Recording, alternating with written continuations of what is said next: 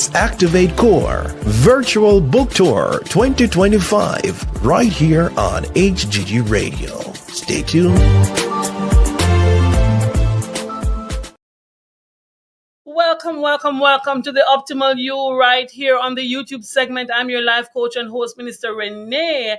And you know that Optimal You is about wellness of the mind, the body, and the spirit. And it's conversation time. And I'm so glad that you've joined me. I'm your life coach, Minister Renee, as mentioned before. And yes, we're in the YouTube leg of the Optimal You. In this segment today, we are partnering with Activate Core Virtual Book Tour to spotlight incredible authors whose work inspire growth, healing, and purpose. These writers, they don't just write, they tell stories. They share insights that empower us to live more intentionally and wholeheartedly. So whether you are tuning in for motivation, transformation, or a deep dive into purposeful living, you're in the right place. Now get ready to meet the minds behind the pages and discover what it means to live the optimal you. Now, these conversations that we'll be having with the authors, we're going to get to know them as well as get to have an idea of why they wrote what they wrote and what they hope to see achieved, through their writing. So today I have an interesting guest. Now I'm going to be honest with you people, because I'm straightforward. I don't go around the bush. I cannot pronounce a person's name. So because I don't like when people call my name badly, I'm going to ensure that I don't try to pronounce his name. I'm going to allow him to do that. Understand? Because I don't like, in Jamaican dialect, I don't like when people call my name bad. So, because I don't want them call my name bad, me not call nobody name bad. Understand? So we want to get it correct. So I'm going to invite my guest up, and he is going to introduce himself, and maybe I can catch a bit of the name so that in our conversation, you understand, I won't make a fool of myself. All right? Let's do this. Good morning. I know it is good night for you or early morning for you. It's still night. Yes. Yes. Good morning, sir. Good morning, Min Ray. What is the pronunciation of your name? My name, I'm going to try and say it as slow as I can, is Tshepo. Oh. And then Tshepo. my surname is Matlheketlha. We're not going to try for the surname. We're just going to kind of stick with the first name. So it's Tshepo. Tshepo, correct. You got it. Good. So let's work with that, the first name. Yeah.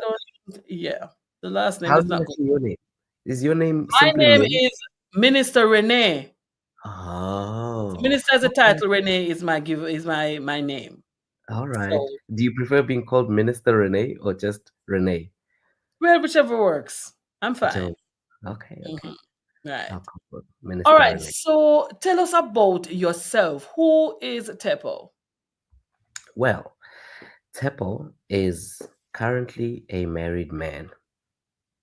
Good. With 2 children, and he's living in China and working there as a grade 6 and 7 mathematics and science teacher. And on top of that, I'm a published author to the book that we are being interviewed for today. Yeah.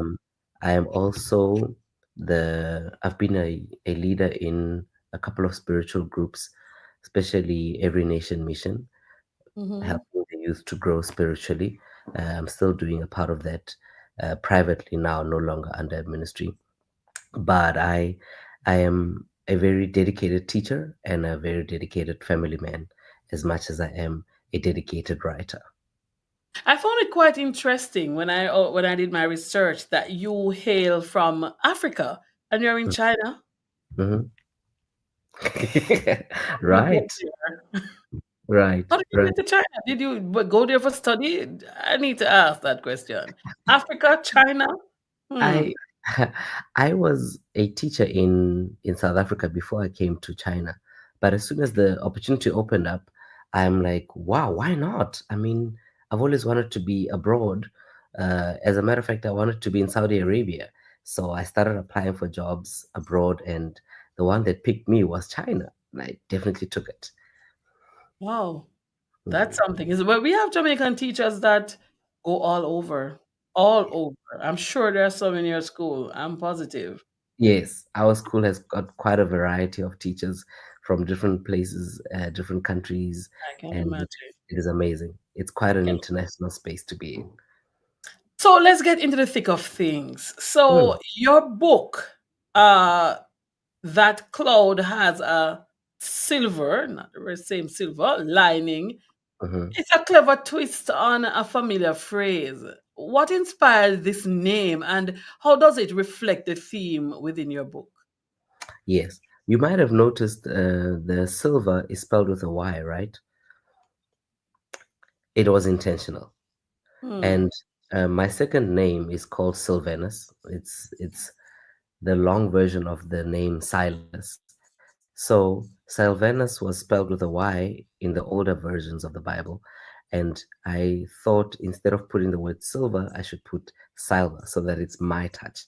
The whole point was that it's a touch of my poetry.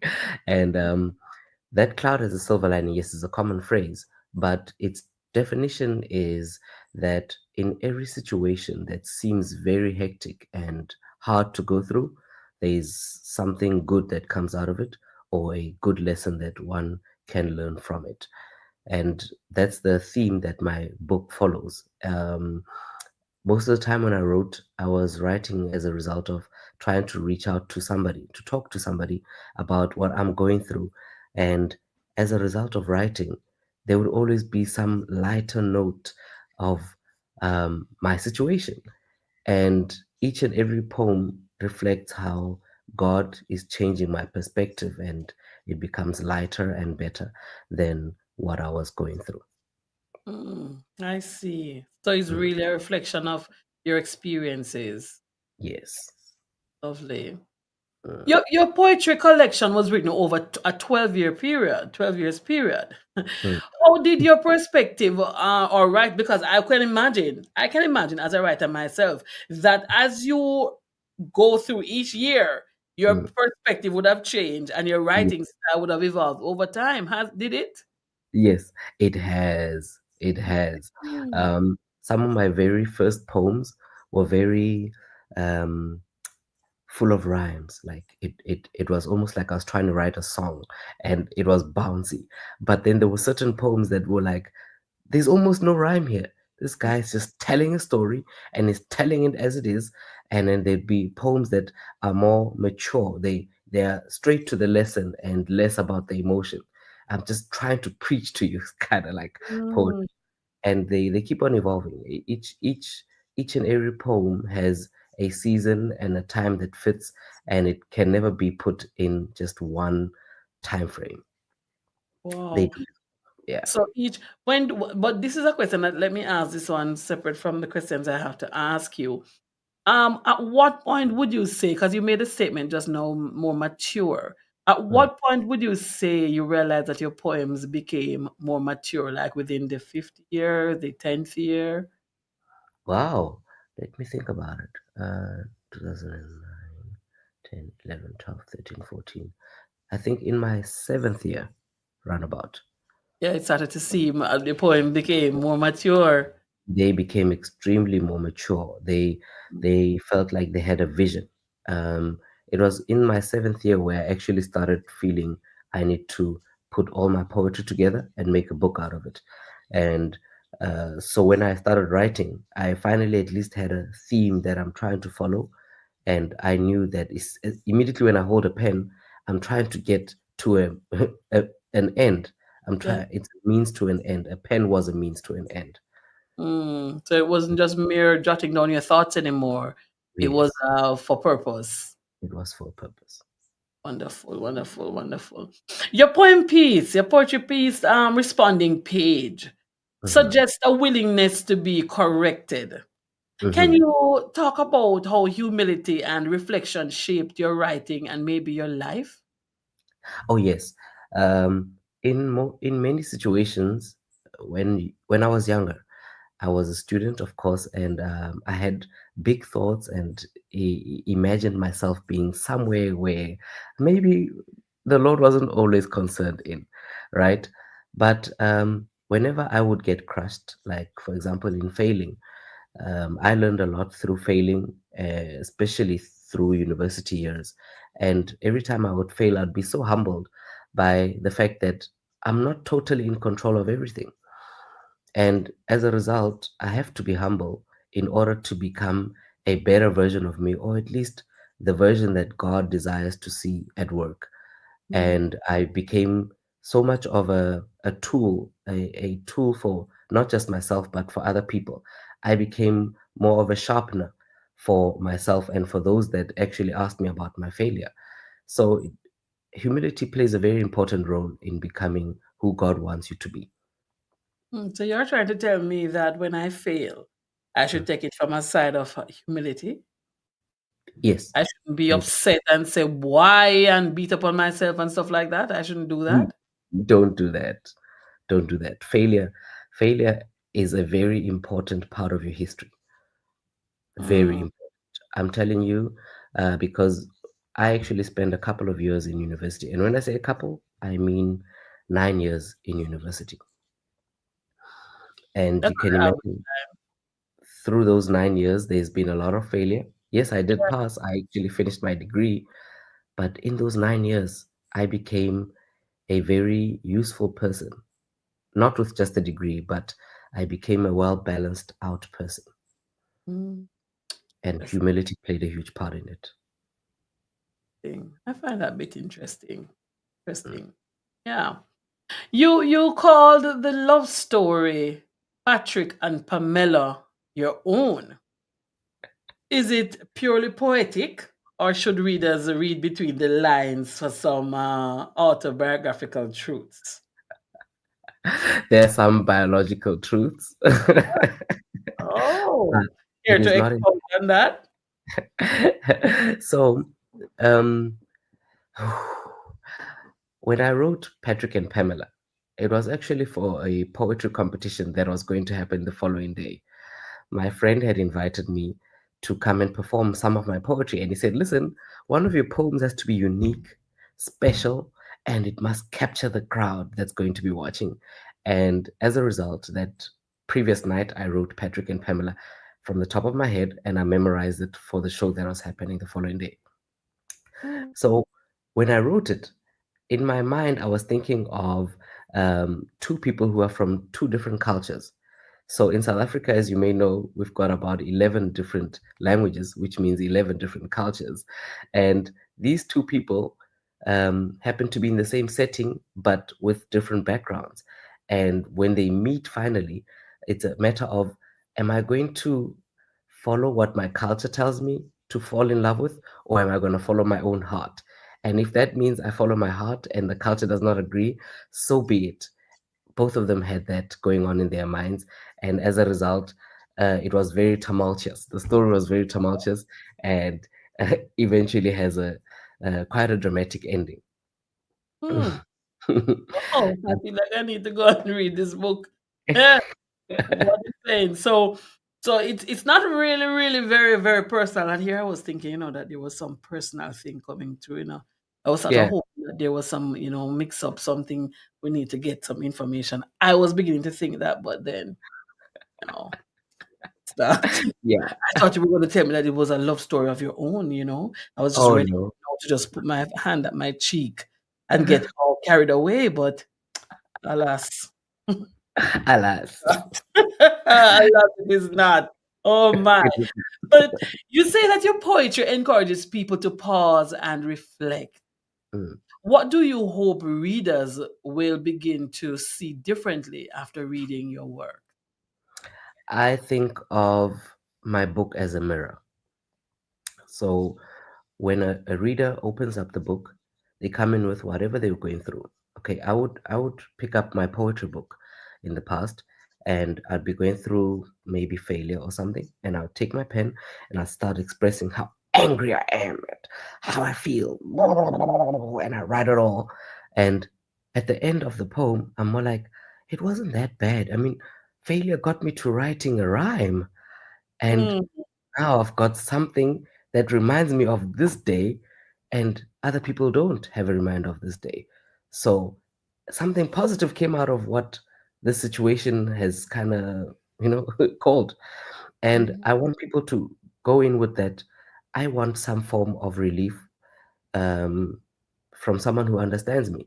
So when I read the poems as just a reader, I want to feel like, uh, somebody understands me. Someone can relate to what I'm going through by what they wrote. It might have been not at the same time or with a different experience, but if they understand me, then that means my situation is not as bad as it is, or as bad as I think it is.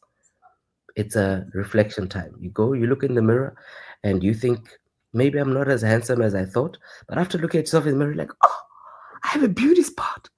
Oh my goodness. Okay, I'm not that ugly. I'm not that bad, you know? Yeah, yeah. And that is one of that is one of that. So it almost like that scripture that talk about looking in a mirror, yes? So you Mm, want to really, when they read the book, they really see themselves, yes. truly see themselves. Yes. And don't, as you said earlier, don't take the failures as the end, but Mm, see it as also probably a stepping stone to yes. where you want to go. You Mhm. caught it. Interesting. Oftentimes, you don't really see poetry books in that form. I've done a Mm, poetry book myself, and it's not a reflective book. It's not a book for necessarily to say. It's really for women, but it's okay. more on the same thing, venting about how you feel, but knowing Mm, what the scripture also says about you. mm, So but it's not really a mirror. But I like yeah. the idea when you say yours is a mirror where you go to look and then you can say, oh, it's not that bad. Yeah, Here it is and here is that. Beautiful. that is true. As someone who teaches math, may I tell that my daughter teaches math as well? Oh, yeah. Yes, Wow. she does. Teaches math. She's a math teacher. Mhm. As someone who teaches math and has such a vibrant spiritual life, how Mhm. do you how do your faith or how does your faith and profession influence your pieces, your poetry? Well, let's start with the math on its own, okay? Math is very logical. It's a science, if I may put it. I teach math and science. So everything that boils down to numbers must make sense. If it doesn't make sense, you've got problems in your classroom. But the same applies with my poetry. If I'm going to be writing a poem that makes no sense, it's just for entertainment's sake, I feel it's not worthy to be reread. So you have to make sense in what you write. There has to be an end or an understanding at the end of each and every poem that I write. The logic is very important. Um, as a result, I think most of my poetry almost feels calculated, if you know what I mean. As a mathematician, there's a reason why there's a longer version of the poem and there's a shorter version. It has it has intention behind it. There's a reason why you repeat a certain phrase because of the impact you intend to bring. Um, it feels very calculated. I think my math is influencing the way I write. It must, first of all, bring logic, and it must have an effect for each and every part of it. But how does it if influence your how does your faith influence your poetry? My faith is the grounding of the poetry. You'll see throughout the poems, there's always a theme of God. What is God's perspective in what I'm facing? And as a result, I think most of my poems were more like bringing somebody to the light of God and what God has to say about you. Mm. Yeah, no matter how I may try and change it, Patrick and Pamela is probably one of the few that doesn't have so much of a godly element. But the rest of the theme of the poem, I mean, from the title to the very end of how the book ends, it's all about, okay, now I've said my part, but what does God have to say about it? Mhm. And that's important, That's very important as a Christian. That's very important Mm, that your writings reflect your belief, reflect Yes. your faith. That is Mm. critical because there are Christians who write and there are Christians who write. Yeah. Okay. There are Christians who write and there are Christians who write. You should be able to between that. Okay. But you describe your life as an interpretation. That's a powerful idea. Very Mm. interesting idea, if you ask me. But Mm. how do you want readers to interpret the emotional journey of this book? I want them to see it exactly as a cloud. Think of it like this: you are sitting outside, and you were probably looking at the sky and its beauty, admiring what God has made. And then all of a sudden, a big cloud starts to form, and it's about to get into a thunderstorm that can just about destroy the moment that you're going through. And you either have to start packing up your stuff and going home and forgetting about your little picnic that you were having in your mind, or probably a real one. And um, as a result, when you go home and you finally look at where you were sitting before the cloud came, you realize, oh, actually, from my house, that cloud looks so pretty. And it actually does have a silver lining there. I can see it. Now that I've moved back, I'm no longer in the same position, right? hmm I Yeah. moved because of the cloud. And now that I'm looking at the cloud, I realize it's actually a thing of beauty. Hmm. So it's an interpretation. There are many ways to see a thunderstorm. You could always see it as a very good thing that happens. It's going to water the plants. Or you could see it as I'm going to be hit by lightning and people get killed by being struck by lightning. But a person who can sit down and interpret what really happened actually gains more from a person who just ran away out of assuming that everything is dangerous or everything is bad. Perspective. Perspective. Hmm. I'm learning something. I'm sure I could be your mom. But that's okay. I like to be taught by children or young people, not say children. Yeah, I'm open to that. I'm open to that because so many times we as adults, older persons, we overlook something. Yeah. The younger generation can tap you on your shoulder and say, "Hey, did you Did think you of see that? this?" Yeah, hmm yeah. Mm. I get that a lot, even in my classes. And I told my students that, hey, listen, of all the things that I want you to remember about me, please remember that I like being corrected. I really love being corrected as a math teacher, as a science teacher, because it means I get to learn something. I know a lot, but I still want to learn. Okay. And we only die when we stop learning. So please correct me and help me learn. What if it's an African thing? Because I know a little African guy, and he calls himself a construction site. He says he's always under construction. Because every time I talk to him, I'm going to work on that. So I'm saying, you're always working on something. What's the Mm-hmm. deal? And he says, I'm always Construct. learning. So, Yes. yeah. The That's an Rainbow Nation of Africa. yes. The experience seemed to influence your work based on the research. Mhm. How do your roots show up in your stories? Well, earlier on you spoke about Patrick and Pamela. Yeah. That's one of the poems that show my roots of being from the Rainbow Nation.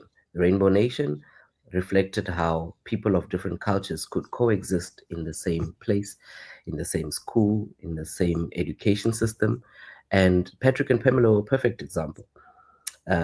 Very so often, I would touch on the language as well. You'd see I don't always use English in a few of the poems, just so that the people can see that we're not limited to just English.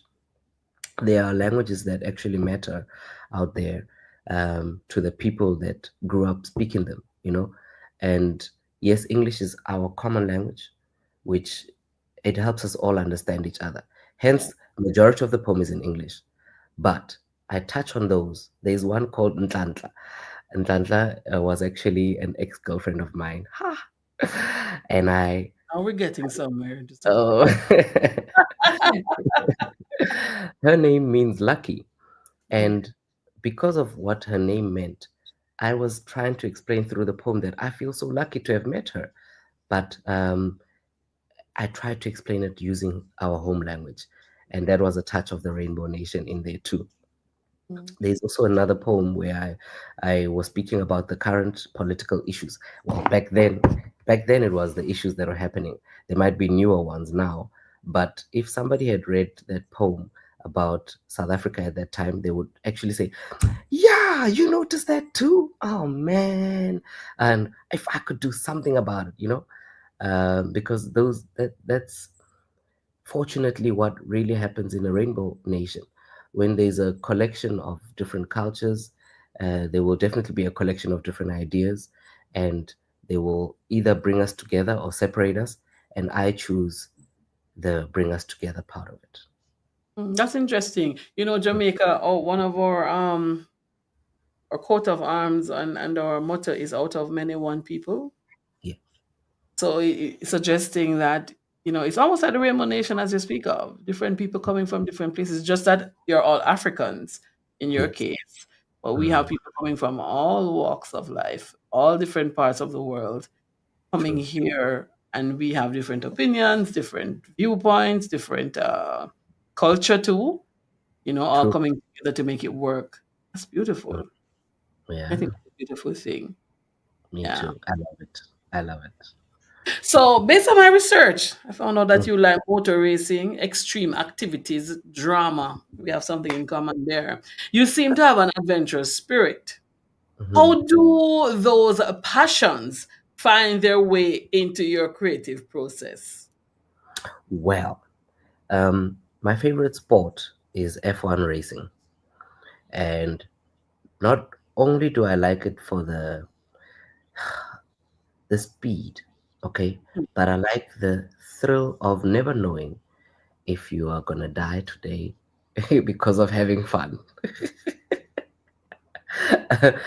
None of them really know. Did I hear you right just now? Yes, Repeat, yes, you repeat what did. you said. Yes, that was not a mistake. Majority of the F1 drivers are never really sure if at the end of that race they will be alive. Yes, they have increased the amount of safety features that are in the car and around the tracks, and they're trying to make sure that they never die. But if you follow up on F1 racing throughout the years, it was always a risk of life and death. Oh, you say you have three children and a I have, wife? I have two, I don't know. two daughters, to be Two exact, daughters and a Mhm. wife. And And you're a doing wife. F1, and you're doing F1 race. I am not going to be an F1 racer, but I enjoy F1 racing. You enjoy I, watching it. I enjoy watching it. I enjoy playing it. I've even got the game on my phone where Let me calm down. Let me calm down. Hold on. Because I'm here thinking that you are doing the race and you are not sure if you're going to live or die. So I'm just give me a minute to get myself together, please. Okay. I need to get my composure because I'm as a mother, I was frozen. I don't know if you noticed that I was getting no. Because I'm thinking to myself, you have children and a wife and you enjoy F1 racing and you don't know if you're going to live or die? Okay, let's get back to the interview. Let's, let's get back to what were we talking about?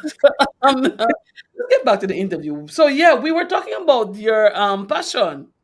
So, yeah, can you please tell me how your passion finds its way into your writing? Into your writing. Let's talk about that. Okay. Let me Whew. drink something. Mm. Let me get some. So, whenever whenever I write, Right. the thrill of what I'm going through is what makes me start in the first place. Just like the thrill of being an F1 driver, and you In have got in a the certain game, in emotion the game. that's You need to boiling. specify in the Yeah, game. Yeah. yes, you go into the game with intensity. The desire is to win as fast as you can, right? So you take a pen and you're writing with the intent of putting that emotion as fast as you can onto a page. before that emotion disappears. Once you've got that right, that is the thrill of it. If you lose that emotion, I promise you, you will not even finish a poem. I've had so many poems where I would start writing, and then after one paragraph, I'm done, and I just close the book. Oh, you don't want to go through that kind of thing. You want your emotion to be like this.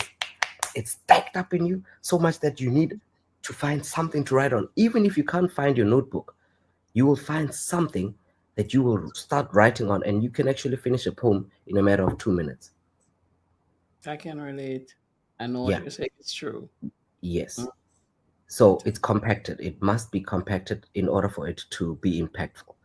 And then that's just the thrill, the me liking sports. It's because sports has an end, and the extreme sports have an extreme end, if you know what I mean. Um, I like kayaking. If you've ever done kayaking, you know that when you're on a kayak, you I thought you never were really. going to hear this story.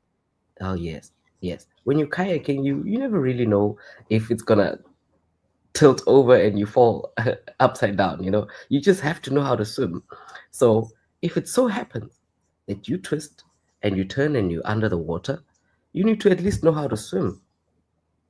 So when you're busy writing poetry, it can happen that the amount of emotions you're putting on paper need you to change direction. You change direction, you go left, you come back right.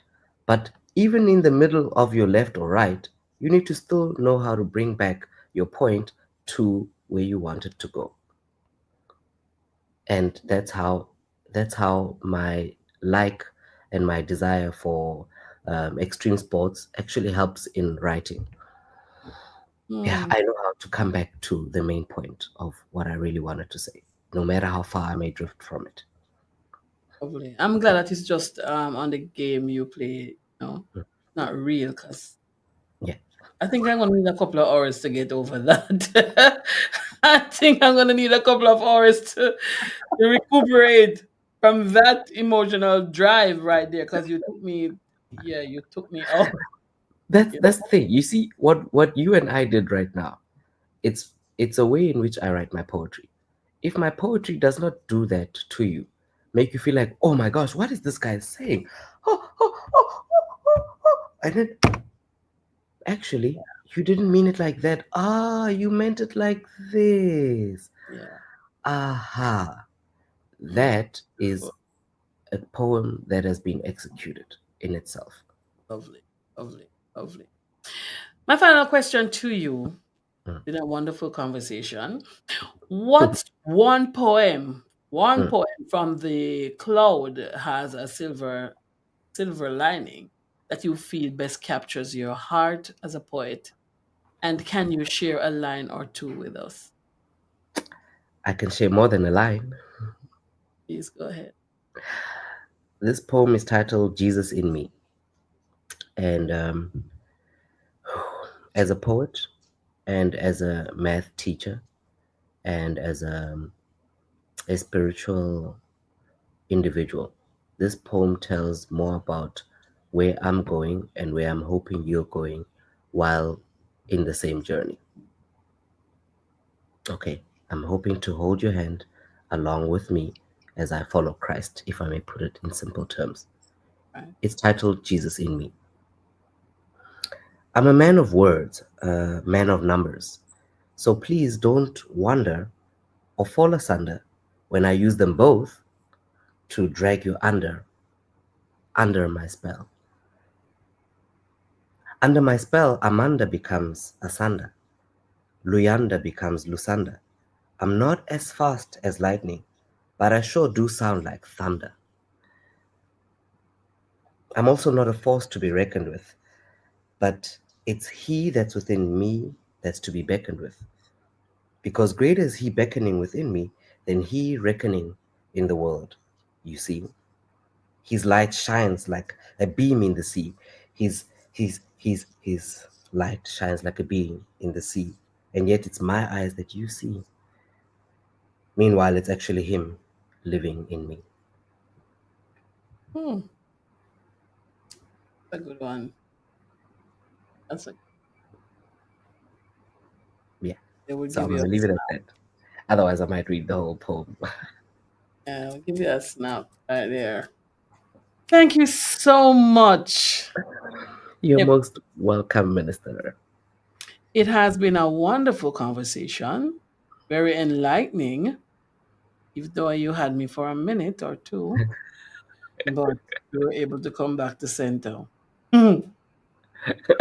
But I look forward to greater conversations. Now, I want to let me pop this up here. This is your book. And Yes. question is, where can people find your books? My books can be found on a couple of platforms. The easiest one of them all is Amazon. And people in South Africa can definitely search it up on um, takealot.com as my book. They can actually deliver it physically, but the one on Amazon comes as a digital book, and you can also find it on what's this? Yes, you can also contact me physically because I do deliver the books when I'm in China. So I just have to have your contact, and I can actually make a plan to get the book to you. But Amazon is the best place. Amazon, Take a Lot, and Barnes and Noble also has it, and so does a couple of 9 platforms. I'll have to send you the links so that you may know. Yeah, so if persons want to get in touch with you, they can always reach out to us and Yes, then we please. can. All right, all right. And the book is The Cloud Has a Silver, that cloud has a silver lining, people. Look at the book and you can see the cloud, and the whole idea is very clear. Yeah. Oh, it was wonderful. I know now you're going to have to go back to bed. Thank you so much for Yes, chit chatting with me. And I trust that you will have a wonderful day today you and too, that you Minister. will continue to be who you are and continue to put God first. God bless. Thank you so much. Thank you for hosting me, and I really enjoyed the time together. And I hope we've both learned something from each other. Oh, I think I've learned a bit and I know about the scare, but Mhm. about that game. God bless you. God Take bless. care. Bye bye. Bye. People, listen. That cloud has a silver lining, a poetry piece that you should get, a poetry piece that you should get, something for you to sit back and read. You know those days when you feel like just sitting and just chilling? Yeah, get that book for those occasions. And Father's Day is coming up. If we catch Father's Day, if this interview is seen before Father's Day, then you know Father's Day, you get your copy. Hmm? Get your copy. And if it is after Father's Day, you can still get your copy. Yeah, because that cloud has a silver lining. Humility is key, mentioned by the author. Even if you fail, you can still look at the silver lining. You can still learn something from your experience. It doesn't have to be negative, it can very well be positive. I am your life coach and host, Minister Renee, saying thank you so much for sticking and staying with me today. It was great sharing with you on the YouTube segment. We look forward to greater conversations, more talking. God bless you. Have an outstanding rest of the day.